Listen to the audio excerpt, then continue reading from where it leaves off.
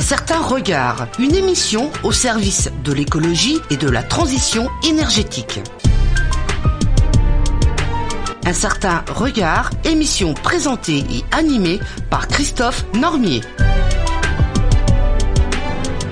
Bonjour, aujourd'hui j'aurai le plaisir de recevoir Bruno Latsou.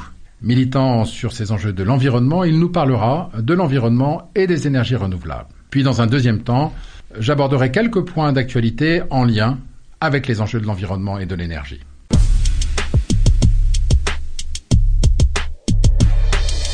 Bonjour Bruno Latsou.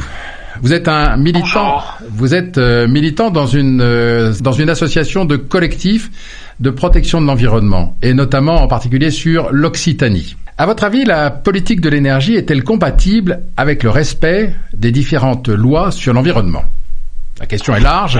Prenez le temps, monsieur Latsou. Dites-nous ce que vous en pensez. Ce que je crois profondément, c'est que la politique de l'énergie, elle est toujours placée sous la bannière de la stratégie climat-énergie, autrement dit, et de l'importance de réduire les émissions de gaz à effet de serre. Alors, bien sûr, ça lui donne un début de connotation environnementale, une vision un peu plus large, mais plus large, trop insuffisante en réalité, car elle ramène l'enjeu environnemental, qui est un enjeu profond, à la seule diminution des gaz à effet de serre, qui ne sont en réalité que l'une des dimensions du problème environnemental. Alors bien sûr, chacun comprend qu'avec le dérèglement climatique, l'environnement va en prendre un coup, que donc la biodiversité va en être affectée. Donc oui, il faut lutter contre les gaz à effet de serre, mais pas seulement le CO2, et je pense en particulier au méthane, qui, comme vous le savez, représente 30% des émissions de gaz à effet de serre. Seulement voilà, l'environnement c'est quelque chose de bien plus vaste. Ça englobe des tas de dimensions qui sont oubliées par ceux qui ne pensent qu'à l'énergie, comme tous ces ministres qui se sont succédés à la tête du ministère de la Transition écologique, si mal nommé, depuis une quinzaine d'années. Expliquez-vous.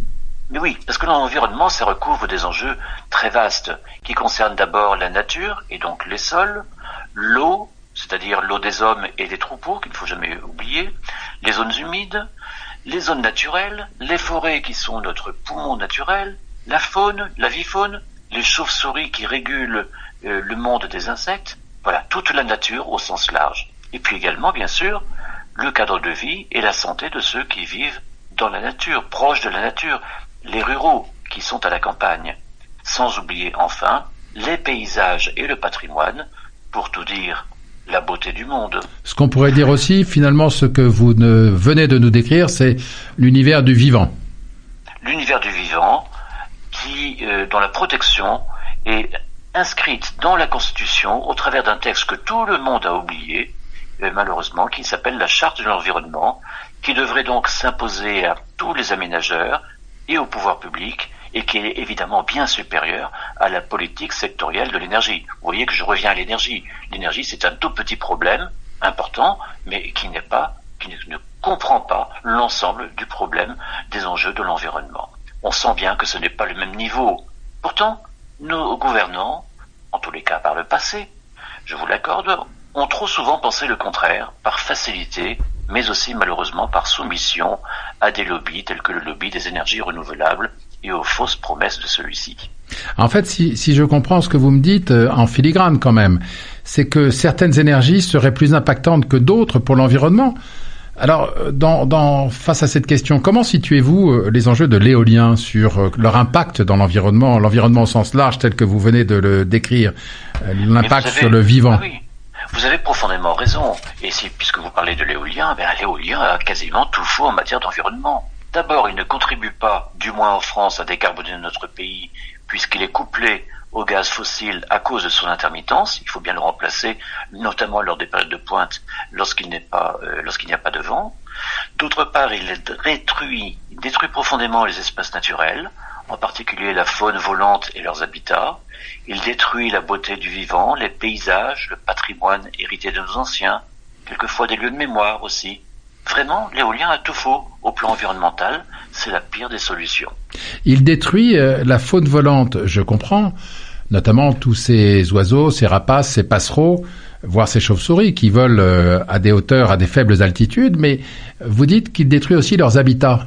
Eh bien oui, parce que il arrive fréquemment que des éoliennes sont implantées sur des zones humides, dans des zones Natura 2000, dans des zones protégées de divers types, dans des forêts également, on l'a vu, mais également dans des parcs marins naturels. Enfin, ah oui, et comme dans certaines régions de Bourgogne, dans les parcs régionaux, dans les parcs naturels régionaux. Je comprends votre remarque sur l'enjeu de l'habitat. Un autre point, Monsieur Latsou, faut-il parler de transition écologique ou bien de transition énergétique? J'avoue que je suis perdu puisque l'un et l'autre sont utilisés et chacun semble y englober des enjeux bien différents. Pouvez-vous nous éclairer sur ce sujet? Mais très volontiers, parce qu'il faut effectivement parler de transition écologique. Pourquoi? Parce que si elle comporte, c'est vrai, un volet énergie, donc à ce moment-là, on peut dire que c'est une transition énergétique. C'est normal, puisque c'est très important d'avancer sur la neutralité carbone et d'une manière générale sur la réduction effective des gaz à effet de serre. Mais enfin, quand même, il ne faut pas mettre la charrue avant les bœufs, pardonnez-moi. Et je vais vous donner un exemple très concret. Si vous investissez dans des électricités éoliennes ou photovoltaïques qui, ne diminuent pas les émissions de carbone de votre pays, nous parlons bien de la France, n'est-ce pas, ici, De la France métropolitaine, hein. Métropolitaine en particulier. Merci pour la précision. Qui, détruisent vos campagnes, votre patrimoine touristique et culturel, alors vous avez tout faux. C'est le cas en France métropolitaine. Pourquoi? Parce que notre électricité est déjà décarbonée, et donc, s'il faut travailler à la transition écologique, au plan de l'énergie, eh bien, il faut travailler sur l'efficacité énergétique dans le logement et dans les transports en priorité. C'est pas sur l'éolien qu'il faut, ni sur le photovoltaïque qu'il faut investir. C'est vraiment sur l'efficacité énergétique, parce que c'est là que nous aurons les petites victoires, les grandes victoires, les plus rapides. Alors, si je comprends quelque chose, votre lecture de cet enjeu d'une transition écologique ou d'une transition énergétique renvoie à un certain nombre de propos que nous entendons régulièrement, qui est de dire l'Europe, sur ces sujets, souhaite baisser ses émissions de 30% à tel horizon, et par conséquent, la seule et unique réponse, c'est en effet de faire des énergies dites renouvelables. Mais en réalité, si je comprends cet enjeu, c'est quelque chose qui doit être décliné spécifiquement dans chaque pays, puisque la France, en l'espèce, dispose d'un mix énergétique à base de nucléaire aujourd'hui et d'hydraulique qui, je le crois, est décarboné à plus de 85%. Par conséquent, aujourd'hui, quel serait le grand chantier dans lequel la France doit se livrer sur ces enjeux d'une transition écologique? Je crois que l'on oublie trop souvent que dans les directives européennes, il y a des principes qui sont... je crois l'article numéro 5 des traités sur l'Union européenne, qui prévoit la mise en œuvre du principe de subsidiarité et du principe de proportionnalité, qui fait que dans un pays comme la France, dont l'électricité est en effet décarbonée, et même à 92%, d'ores et déjà, eh bien, la France devrait avoir le choix des solutions qu'elle met en œuvre pour atteindre cet objectif majeur et partagé et contraignant qui s'appelle la neutralité carbone en 2050. Et pour l'obtenir, nous, en France, contrairement à l'Allemagne qui n'a pas une électricité décarbonée, loin s'en faut, eh bien, nous devrions pouvoir investir prioritairement, voire exclusivement, sur des sujets comme l'efficacité énergétique, donc le logement, encore une fois, où vous savez sans doute que le secteur résidentiel tertiaire représente à peu près 20% des émissions de CO2. Alors donc ne travaillons pas sur les enjeux de la production d'électricité, mais plutôt sur la réduction des gaz à effet de serre,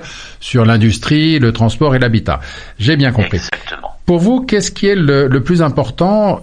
Est-ce que c'est la lutte contre... Comment doit-on orchestrer la lutte contre le dérèglement climatique et le faire en lien avec la protection de la biodiversité, puisque la biodiversité est un enjeu majeur de notre société. Comment peut-on arbitrer entre ces deux objectifs? Je crois que la question n'est pas celle d'un arbitrage, mais celle d'un ordre et des priorités à mettre en œuvre. Parce que bien sûr, chacun comprend qu'avec le dérèglement climatique, la biodiversité va être directement affectée par le régime des pluies, le possible dessèchement des terres, l'état des forêts. Donc oui, elle va être affectée. Mais pour autant, donc oui, de ce fait-là, je vous rejoins. Il faut bien réduire les émissions de CO2, les émissions de méthane qui représentent quand même 30% des émissions de gaz à effet de serre. Seulement voilà, protéger la biodiversité, c'est déjà commencer par ne pas lui nuire par des solutions inadaptées telles que l'éolien, je vous en parlais tout à l'heure, l'éolien qui nuit à l'avifaune, qui est la première source de disparition des populations de chauves-souris et en particulier la noctule commune, qui contrairement à son nom l'indique n'est pas si commune que ça, elle doit être particulièrement protégée, mais d'autres encore.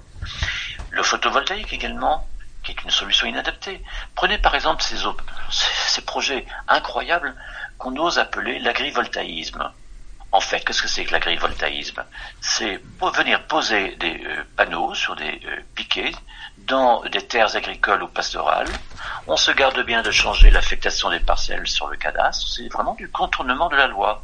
Et puis, au bout d'1 an, plutôt 2 ans, on commence à voir que ça produit beaucoup moins, tant pour les bêtes, s'il s'agit de pastoralité, que pour l'agriculture.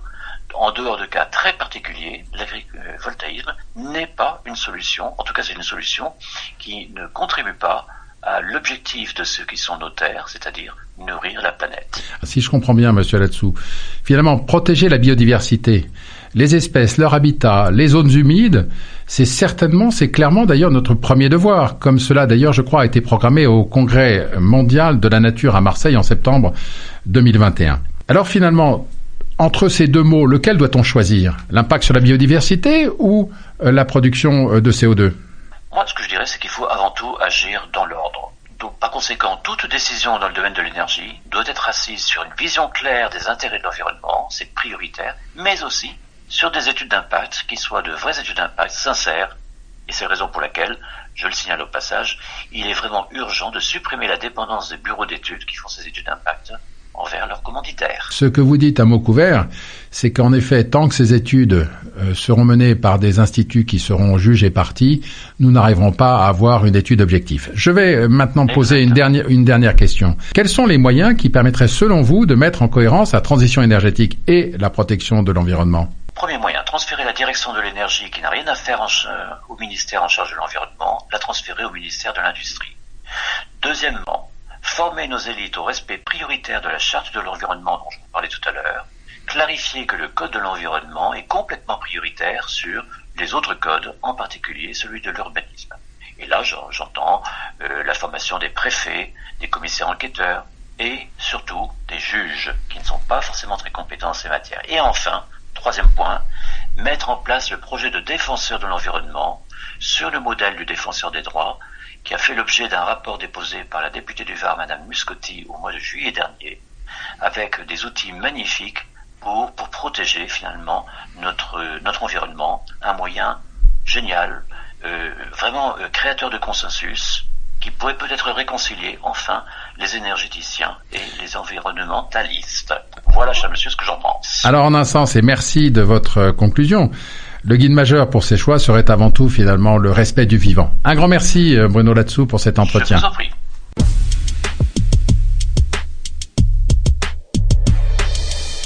Pour faire suite à l'entretien de Bruno Latsou, je vais aborder rapidement 3 points particuliers qui font le lien entre biodiversité et production électrique. En premier lieu, notons que 70% des projets éoliens en France sont contestés par plus de 2000 associations qui se sont constituées au fil des ans.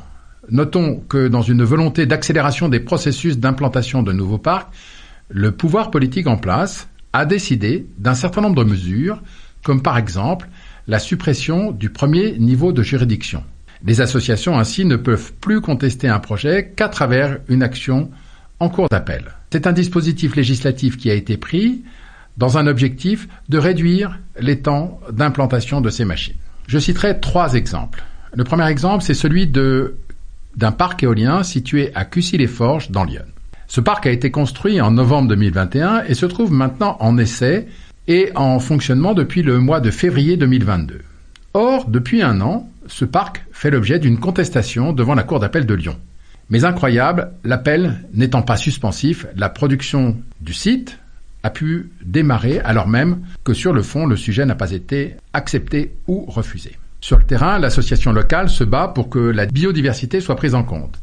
Les cigognes blanches, des cigognes blanches et des cigognes noires ont été observées récemment au mois de mars et avril 2022. La hauteur et les habitudes de vol de ces oiseaux les rendent terriblement vulnérables à la rotation des pales. Si les oiseaux avaient été identifiés à l'aube du projet, jamais ce projet n'aurait pu voir le jour, car la cigogne noire est une des espèces en voie de disparition. Il n'en reste qu'une 50aine de couples en France. Elles sont particulièrement menacées par l'existence de ces machines. L'association se bat pour que soit actée la présence de ces oiseaux. L'industriel se bat pour que son parc entre en production. La justice va trancher. Dans quel sens ? Celui de la production ou du respect de la biodiversité ? Sur le fond ou sur la forme ? Un deuxième point. Les éoliennes impactent la biodiversité. Il faut savoir que sur les 5 causes majeures qui menacent la biodiversité d'un territoire, l'éolien en réunit 3. Dégradation des milieux naturels, fragmentation des territoires et pollution des sols, voire de l'eau en cas d'infiltration d'huile ou de métaux lourds dans la nappe phréatique. On pourrait dire que l'éolien n'est pas une cause de mortalité élevée. À cela, nous répondons que c'est une cause supplémentaire, alors même que le gouvernement a fait du respect de la biodiversité une cause majeure en 2020.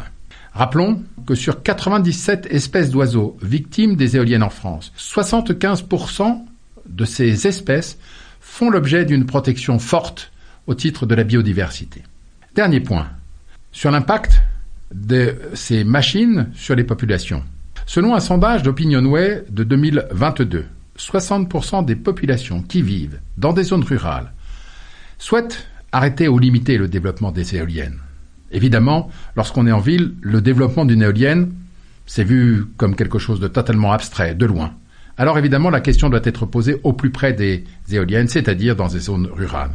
Nous constatons que 74% des Français vivant en milieu rural y voient une menace pour les oiseaux. Ils connaissent leur univers et la biodiversité alentour.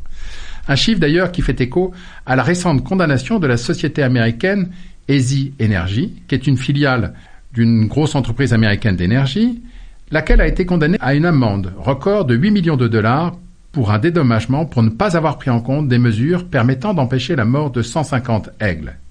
Dans cet exemple, on voit que dans certains pays, la considération de l'enjeu environnemental est quelque chose de majeur et implique la mise en responsabilité directe des industriels de l'éolien.